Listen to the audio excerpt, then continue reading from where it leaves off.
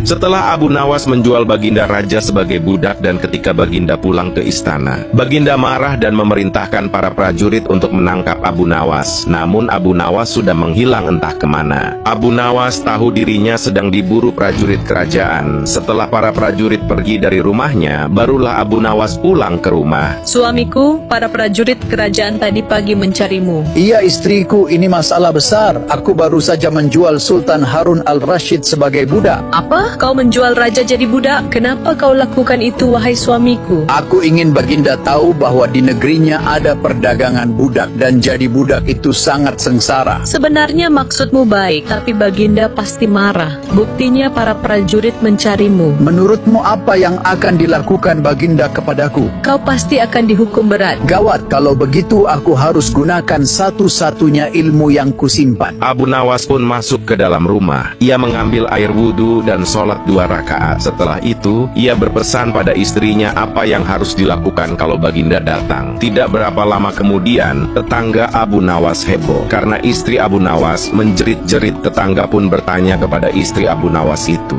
Ada apa? Istri Abu Nawas menjawab sambil menangis. Suamiku Abu Nawas, dia sudah meninggal. Abu Nawas meninggal? Ya, benar. Tak butuh waktu lama, kabar kematian Abu Nawas menyebar ke seluruh penjuru kota. Baginda pun kaget mendengar kabar itu. Kemarahan Baginda mulai berkurang. Baginda mengingat bahwa Abu Nawas adalah orang yang paling pintar, menyenangkan dan menghibur Baginda Raja. Baginda pun berangkat ke rumah Abu Nawas bersama beberapa pegawai dan tabib istana. Setibanya di sana, tabib segera memeriksa tubuh Abu Nawas. Dan setelah diperiksa, tabib memberi laporan kepada Baginda bahwa Abu Nawas memang telah meninggal beberapa jam yang lalu. Baginda menatap tubuh Abu Nawas yang terbujur kaku. Ia merasa sedih dan air matanya menetes. Lalu ia bertanya pada istri Abu Nawas, Adakah pesan terakhir dari Abu Nawas untukku? Ada paduka yang mulia. Katakanlah. Suami hamba Abu Nawas memohon agar Baginda memaafkan semua kesalahannya dunia akhirat di depan rakyat. Baiklah kalau itu permintaannya. jenazah Abu Nawas lalu diusung dengan keranda. Baginda mengumpulkan seluruh rakyat di tanah lapang. Di hadapan mereka Baginda berkata,